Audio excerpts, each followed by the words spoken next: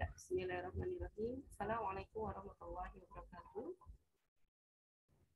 Alhamdulillahirabbil alamin wa bihi nasta'in wa ala umuri dunya waddin. Wassalatu wassalamu ala asrofil anbiya'i wal mursalin wa ala alihi wa sahbihi ajma'in. Afwan, Mbak, suaranya kecil. Kecil ya? Coba ya kalau saya nggak pakai headset. Kalau sekarang lebih kecil apa lebih kencang? Masih kecil, Mbak. Bentar ya.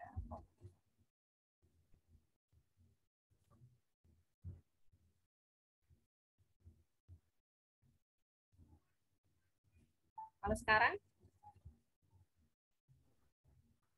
Udah agak lumayan. Agak lumayan ya, berarti lebih baik nggak pakai headset.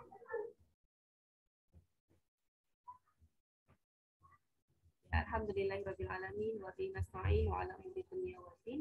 Wassalatu wassalamu ala asrofil anbiya'i wal mursalin wa ala alihi wa sahbihi ajma'in. Rabbi shrah li sadri wa yassir li amri wahlul 'uqdatam min lisani yafqahu.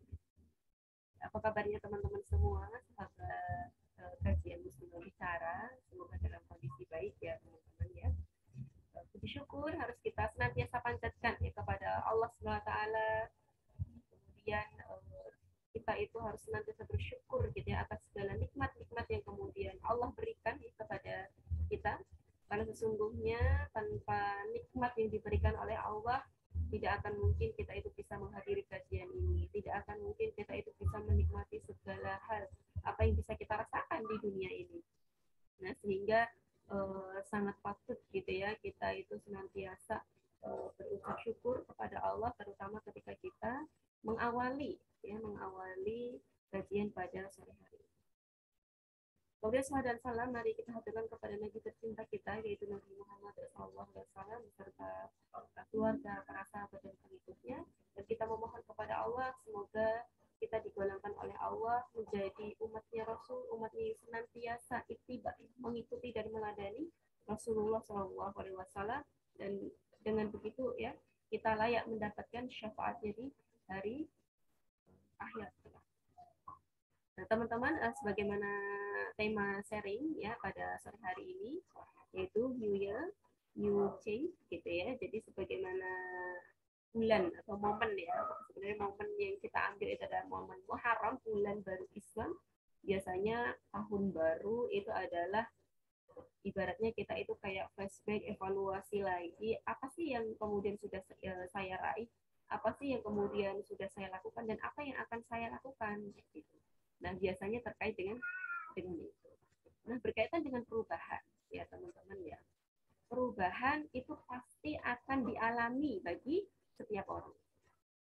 Saya, teman-teman semua di sini. Nah, itu pasti akan mengalami yang namanya perubahan. Ada perubahan yang terjadi dengan sendirinya, ada perubahan yang perlu ada usaha dari kita, ikhtiar dari kita. Kalau perubahan seperti fisik gitu kan ya, itu memang perubahan yang ada gitu kan ya, memang sunatullah yang sudah Allah izinkan. Dengan bertambahnya umur maka berubah pula fisiknya. Dulu masih bayi, belum bisa tengkurap gitu ya, sekarang sudah kuliah, dia udah pintar menganalisis gitu ya, udah pintar memecahkan masalah ya, insya Allah kayak gitu. Nah, kemudian juga perubahan apa secara fisik itu, ada tinggi, awalnya kurus jadi gemuk mungkin, gemuk jadi kurus, kayak gitu kan ya, ataupun perubahan-perubahan lainnya. Nah, ini ya, jadi perubahan itu pasti terjadi pada diri kita. Gitu, ada yang alami, gitu kan, ada yang perlu ikhtiar. Nah, apa yang kemudian perubahan perlu ikhtiar itu? Seperti kecerdasan. Teman-teman, kenapa mungkin di sini banyak yang mahasiswa apa enggak ya?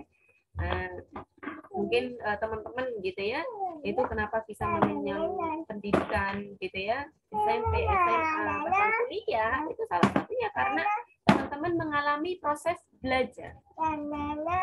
Kayak gitu. Proses belajar nggak mungkin ya kalau misalnya dia tidak bisa baca tulis, dia akan diterima di perguruan tinggi, bahkan di SMP pun enggak gitu ya, nggak akan diterima begitu kan ya. Nah, sehingga apa, perlu adanya ikhtiar atau usaha begitu ya. Harus apa? Kemudian pengetahuan ya, dulu mungkin ya teman-teman belum tahu gitu ya ilmu-ilmu, misalnya apa, oh manusia itu bernafas menggunakan paru-parunya misalnya gitu ya. Nah ini kita awalnya belum tahu dulu, dengan kita itu belajar maka pengetahuan kita bertambah, bahkan kita semakin mengenal Allah pun kita juga dengan proses belajar. Kemudian kematangan emosi. Kenapa sih kalau kita itu melihat ada orang yang matang emosinya, ada yang belum gitu ya, misalnya ya kurang bijak, kurang mandiri gitu ya. Nah, itu ternyata juga proses atau usaha yang dilakukan. Ya, usaha yang dilakukan.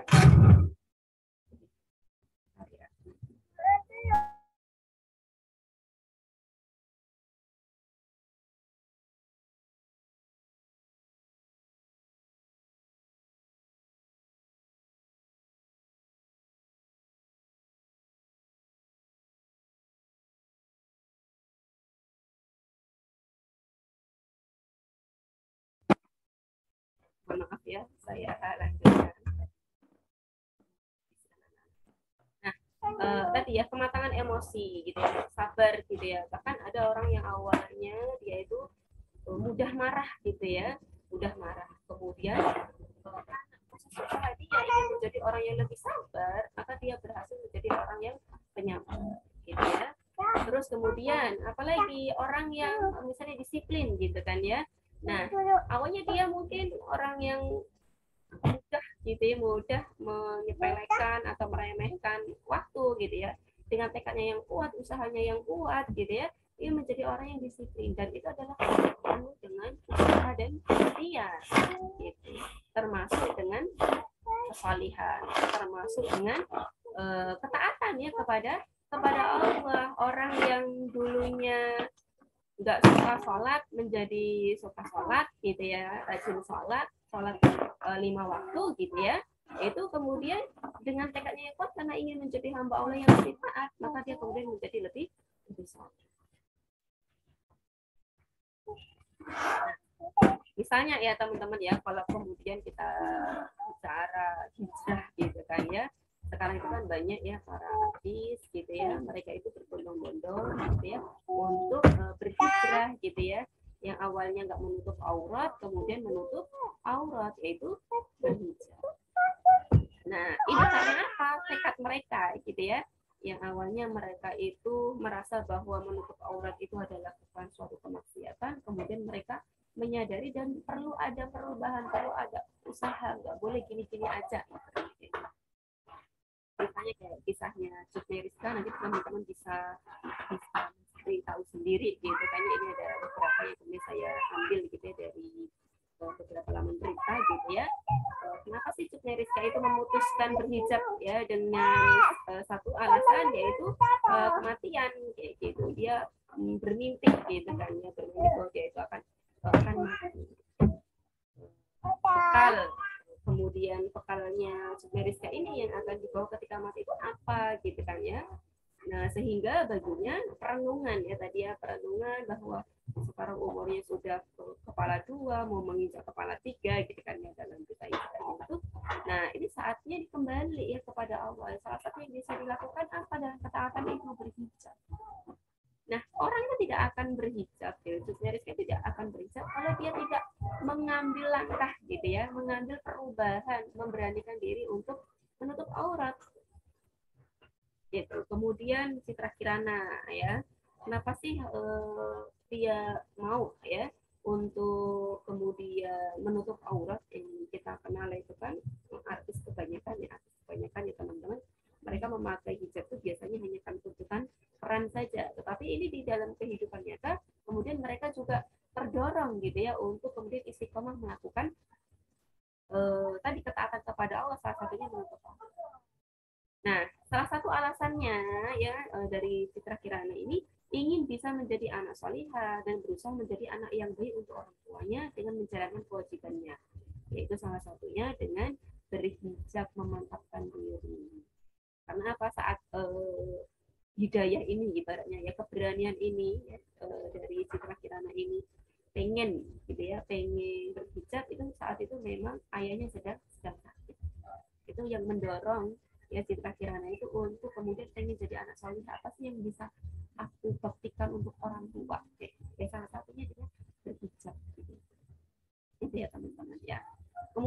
ada yang kemudian berubah, yang awalnya menjadi artis gitu ya, pebisnis, sekarang justru menjadi aktivis dakwah, pendakwah, aktif dakwah di mana-mana. Ya, Peggy Mati Sukma ya teman-teman ya, masya Allah kalau teman-teman itu mengikuti beliau itu sangat aktif sekali dalam berdakwah. Hijrah dari panggung hiburan menuju panggung dakwah. Dan ini adalah kesadaran, kemauan, ikhtiar kemudian yang dilakukan oleh beliau.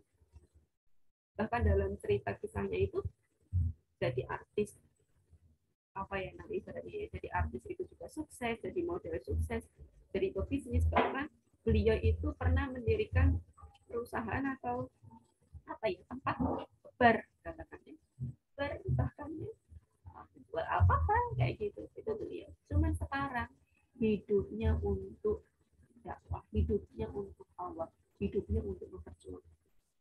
Ini adalah perubahan yang itu. Ada lagi siapa ini, Jihan Fahira, mungkin teman-teman tahu ya, nanti lebih cari tahu lagi gitu ya teman-teman ya. Kemudian ada Dewi Sandra yang ternyata mereka itu ya juga lebih aktif dalam dunia dakwah. Jadi mereka itu tidak hanya sekedar menikmati dunia, tapi mereka juga aktif ya, memberikan inspirasi, memberikan motivasi Islam untuk beramal soleh. Kemudian ada ya Dedi Sulaiman. Kalau teman-teman sudah tahu ya Dedi Sulaiman itu siapa. Terus kalau ini ada Hari Mukti ya, mantan rocker gitu ya, dari hijrah terus menjadi ustadz. Tapi beliau sekarang sudah meninggal ya teman-teman ya. Semoga Allah menerima amal solehnya gitu ya. Nah ini adalah orang-orang masa lalunya kelam gitu ya. Masa lalunya mungkin nggak taat gitu ya. Tetapi Allah itu selalu melihat akhir. Allah itu selalu melihat proses, gitu ya, bagaimana kemudian seseorang itu mau berubah dan benar-benar menjadi yang lebih baik. Sebab apa? Sebagaimana yang difirmankan oleh Allah dalam surah Ar-Ra'd itu ayat 11. Innallaha la yughayyiru ma biqaumin hatta yughayyiru ma bi anfusihim. Nah, sesungguhnya Allah tidak akan mengubah keadaan suatu kaum sehingga mereka mengubah keadaan yang ada pada diri mereka sendiri. Nah, jadi kenapa kok tadi ya Citra Kirana, Dewi Sandra, dan bagaimana Sukma misalnya, atau dari Sulaiman dan Hari Mukti tadi menjadi ustadz, pendakwah, berhijab misalnya gitu ya, itu adalah karena dirinya ada kemauan, ada tekad untuk merubah ibaratnya hidupnya, gitu ya. Yang awalnya bermaksiat menjadi, yang awalnya itu membuka aurat menjadi menutup aurat. Makanya di sini disampaikan oleh Allah, kalau kita itu mengharapkan kebaikan, yang harus ada ikhtiar dari kita. Datangi kajian.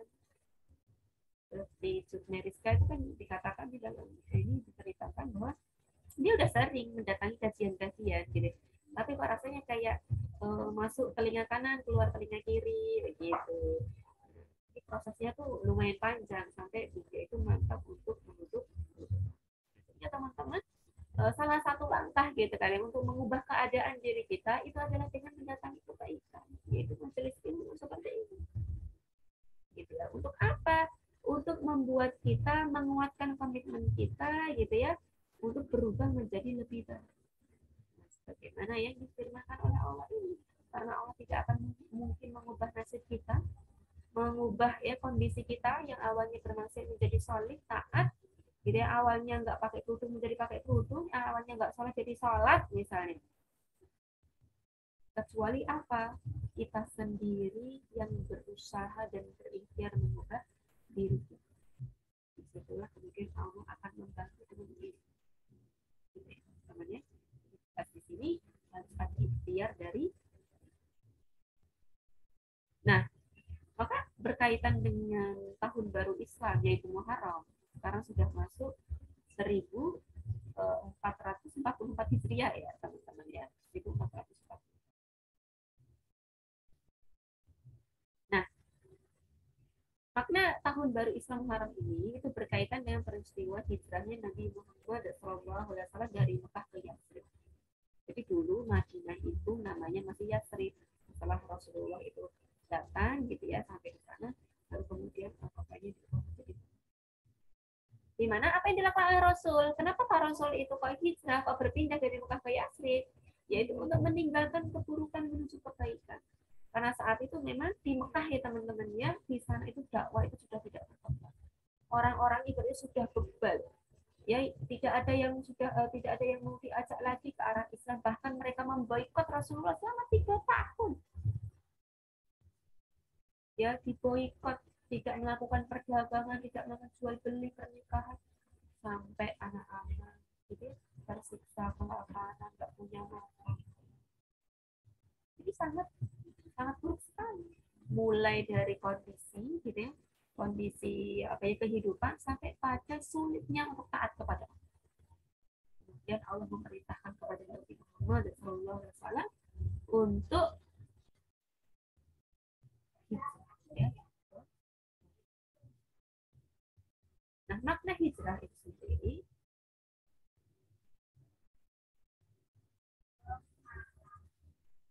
hijrah adalah berpindah ya dan berjuang pada kondisi yang baru.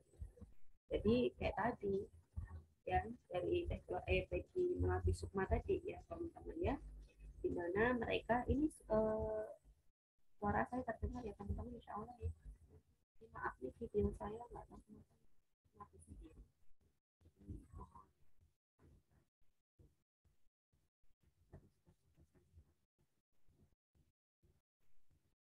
Tapi terdengar ya.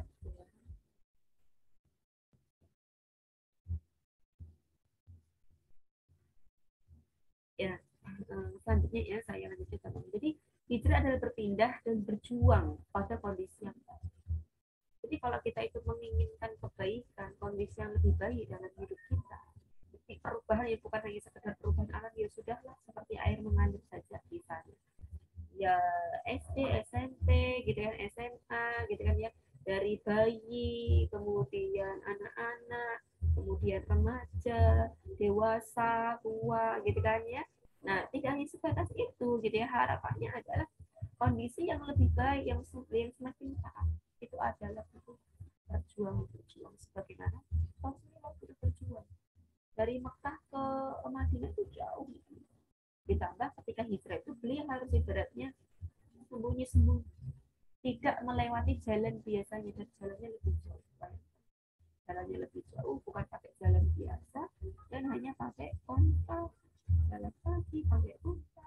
Jadi kan ya, itu berjuang. Jadi kalau misalnya teman-teman ingin mengharapkan kehidupannya lebih baik, gitu ya, jadi perlu atau butuh perjuangan, gitu ya. Kalau pengen rajin sholat subuh tepat waktu ya berjuang. Apa itu ya harus mau bangun lebih awal, lebih pagi. Atau bahkan mungkin biasanya memiliki kebiasaan begadang, gitu ya, harus meninggalkan kebiasaan itu demi apa? Demi bisa bangun pagi dan sholat. Nah, hijrah juga bermakna meninggalkan sesuatu yang tidak baik menuju pada yang mulia. Dulu suka minum minuman keras, nongkrong, gitu ya. Sekarang apa? Sukanya nongkrongnya di masjid, di kajian. Dulu baru bisa baca Quran, bahkan nggak mau tuh ya baca Quran, nggak ada ketertarikan untuk belajar Quran. Sekarang mau belajar Quran dan kemudian bisa baca Quran, menghiasi hari-harinya dengan baca Quran. Ini namanya hijrah, meninggalkan sesuatu yang tidak baik menuju pada yang mulia, yang lebih tinggi, yang lebih baik. Hijrah itu meninggalkan sesuatu yang salah menuju pada yang salih. Apa yang salah misalnya? Kalau pinjam kepada temen nggak izin misalnya ya, nah, siapa nih yang suka pinjam barangnya temen satu kos tapi nggak izin, asal nyamot aja, jadi nggak boleh, harus izin. Nah, harus dibiasakan pinjam uang tapi nggak dikembalikan, misalnya meskipun pinjamnya cuma 5.000, 1.000 atau 2.000, nggak boleh, harus dikembalikan. Atau suka menunda mengembalikan hutang, nah, ini nggak boleh juga, dari akad nikah. Kembalikan uangnya besok ya, hari Ahad misalnya. Ya, hari Ahad harus dikembalikan. Kalau misalnya ada halangan nggak ketemu, tinggal membuat akad baru, mengabari gitu ya teman kita. Maaf ya belum bisa ketemu nih, insya Allah. Nah, depan lagi ya. Kemudian makna hijrah adalah meninggalkan hal-hal yang dilarang Allah kepada hal-hal yang diridhoi oleh Allah. Awalnya pacaran, gitu kan? Ya, masih pacaran, gitu ya. Semoga dimudahkan ya oleh Allah untuk menyudahinya. Gitu ya, bagi teman-teman yang kemudian masih suka chattingan dengan lawan jenis, curhatnya dengan lawan jenis, ya semoga dimudahkan juga ya untuk menyudahi aktivitas itu karena itu termasuk takwa. Kalau curhat emangnya kenapa sih kalau dengan sesama perempuan? Memang kadang-kadang syaitan itu membuat sesuatu yang apa ya namanya, maksiat itu kayak terlihat lebih indah, lebih enak, lebih nikmat gitu ya. Jadi curhat sama laki-laki kayaknya lebih enak, lebih nyaman gitu ya, daripada curhat sama teman perempuan. Seolah-olah dibuat oleh syaitan begitu. Ini butuh pembiayaan, butuh paksaan, butuh perjuangan. Kemudian hijrah itu adalah merubah standar cinta sesuai dengan Allah dan Rasul. Jadi kalau teman-teman itu punya rasa suka, rasa benci, gitu ya, seharusnya kalau mau hijrah menjadi orang yang lebih baik, menjadi wanita yang lebih baik, lebih solihah, cinta dan bencinya itu sesuai dengan pandangan Allah dan Rasul. Jadi kalau lihat ada orang pacaran, nggak suka, benci dengan aktivitas itu. Ada orang miras, nggak menutup aurat, nggak suka dengan aktivitas itu. Dan lebih suka dengan senang lihat orang baca Quran, senang orang lihat menyampaikan Islam. Jangan sampai ya kita itu ilfil ya dengan orang-orang yang menyampaikan Islam, orang-orang yang belajar Islam. Alhamdulillah ya banyak sesama misalnya pengemban dakwah, aktivis dakwah, berkumpul sesama orang-orang yang belajar Islam gitu ya.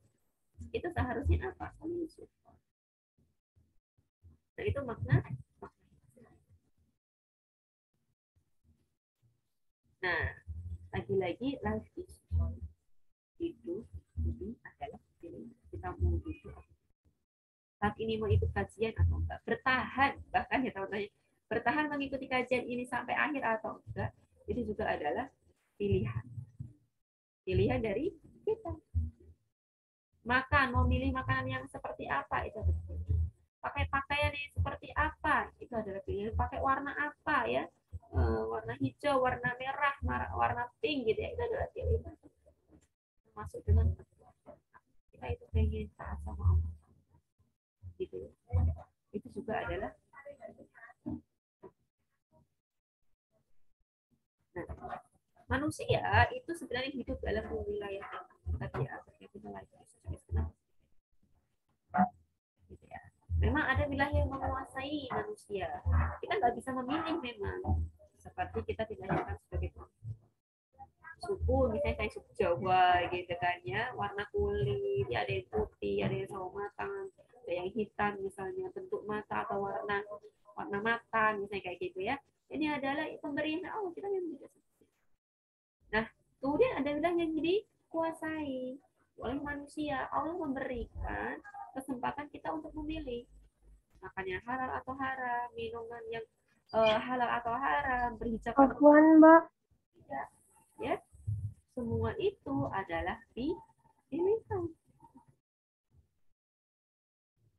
Dan ini akan diminta pertanggungjawaban. Kalau yang ini tadi enggak, wilayah menguasai tadi jenis kelamin, suku, warna kulit itu tidak dihisap sama Allah. Kadang-kadang kita itu suka kebalik-balik ya, yaitu lebih meresahkan sesuatu sudah pemberian Allah yang tidak dihisap. Misalnya apa, warna kulit, warna apa, bentuk hidung gitu, kok kayaknya kurang mancung ya, kayak gitu misalnya.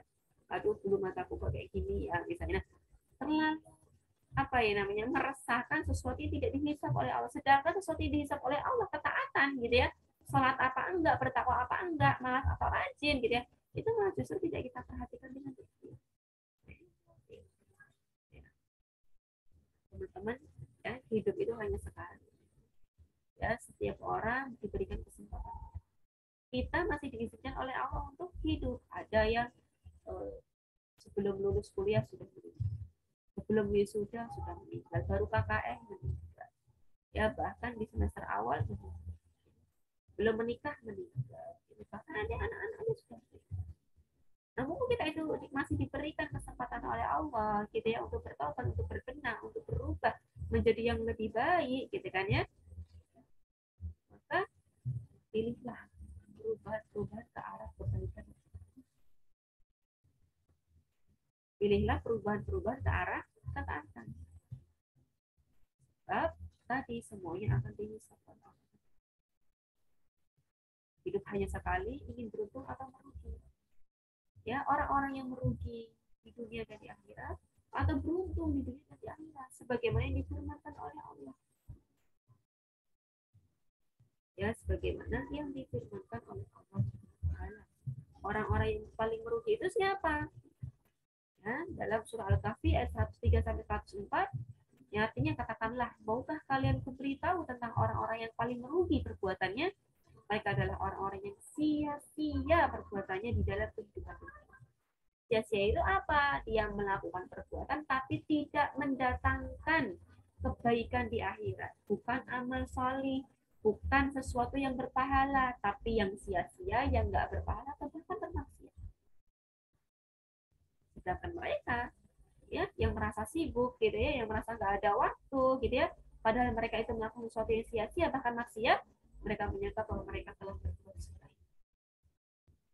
Ini hati-hati, kadang-kadang kita diajak untuk datang ke kajian nggak sempat gitu ya, itu hati-hati, jangan sampai kita sudah merasa sudah baik gitu ya, melakukan yang terbaik tapi ternyata kita belum, kita merasa belum pas waktunya untuk berhijab atau menutup aurat, kita merasa sudah yang terbaik misalnya gitu ya. Nah, mungkin hanya sangkaan kita, tidak, tapi sebenarnya kita belum melakukan ikhtiar yang terbaik untuk membuktikan cinta kita, ketaatan kita. Nah, supaya perubahan kita, hijrah kita itu lebih bermakna, lebih istiqomah gitu ya. Nah, ada beberapa tips yang ingin saya share ya kepada teman-teman. Yang pertama adalah mengikuti kajian. Nah, biasanya seseorang itu beretikat gitu ya untuk kemudian berubah, itu pasti ada perubahan pemahaman dalam diri mereka. Ya, ada perubahan mafhum pemikiran pada diri mereka. Kenapa tuh? Tadi ya, ada Fitra Kirana, Nerisa, kenapa mereka mau pakai itu? Kenapa PPK Melati Sukma itu mau kemudian berdakwah? Karena ada sesuatu yang membuat mereka itu berpandangan gitu ya, bahwa hidup ini untuk menghentikan, bahwa hidup ini butuh bekal ya untuk ke akhirat nanti, untuk menyiapkan. Nah, dengan mengikuti kajian-kajian kita akan semakin tahu bekal apa yang perlu kita kumpulkan, aktivitas apa yang perlu kita lakukan ya supaya kita itu selamat di akhirat. Itu dengan apa? Mengikuti kajian. Kemudian yang kedua, mencari teman solihah. Betapa banyak orang yang tidak jadi hijrah, terhalang gitu kan ya, atau bahkan sudah hijrah malah balik lagi gitu ya, karena teman-temannya suka dikata-katai, kamu sih sudah nggak sefrekuensi lagi. Jadi butuh mencari teman solihah yang menguatkan kita supaya kita tetap dalam ketaatan, supaya ketika kita itu pengen melakukan ketaatan, misalnya kayak pengen menutup aurat, kita justru disemangati, bukan dikatakan kayak emak-emak misalnya gitu ya, kayak ibu-ibu misalnya kayak gitu ya, kamu terlihat gendut misalnya kayak gitu. Nah, enggak begitu, tapi justru apa, disupport. Kita punya teman saling, masya Allah, berhijab insya Allah gitu, Allah amat ibadahnya, bisa. Nah, ini mencari teman. Kemudian yang ketiga, mencari lingkungan yang kondusif. Nah, misalnya kalau teman-teman mahasiswa itu ya, kalau dari kosnya yang kondusif. Kalau ikut organisasi, organisasinya yang kondusif, yang bisa membuat kita itu semakin dekat sama Allah, misalnya, gitu kan ya. Nah, ini. Karena kalau lingkungannya itu nggak kondusif, teman-teman, berat kita itu mau tahu. Di lingkungan kita nggak ada yang baca Quran, kita pengen baca Quran, itu bisa mikirnya 1000 kali kalau nggak biasa. Gitu. Nah, ini pentingnya itu. Kalau lingkungannya itu adalah lingkungan para penghafal Quran, orang-orang yang senantiasa senang mengkaji Islam, kita akan terbawa. Maka benar. Bahwa kalau kita itu melihat orang itu dari temannya, banyak lagi supaya kita itu ikut baiknya, ketularan solihahnya.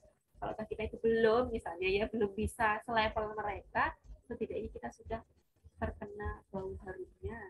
Jadi kalau kita itu sudah terkena bau harum itu penting juga seperti itu. Dan yang keempat, ya supaya kita hijrah kita kembali bisa istiqomah, memiliki tekad yang kuat.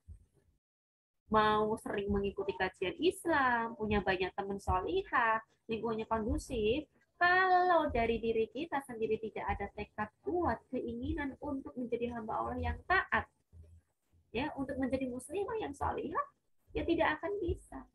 Tetap semua yang motivasi terbesar itu adalah dari dalam diri kita.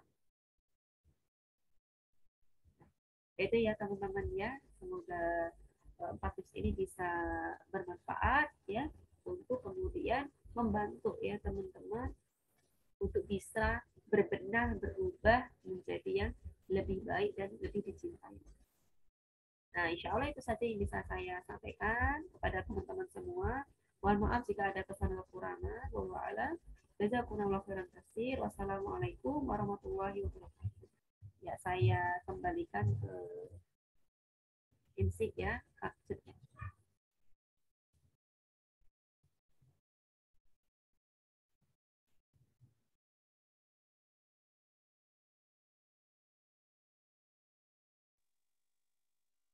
Baik Mbak, jazakallah khairan buat materi yang sudah disampaikan itu tentang New Year New Change atau perubahan untuk menjadi yang lebih baik gitu ya Mbak. Perubahan yang bisa dilakukan dengan usaha atau juga alami gitu.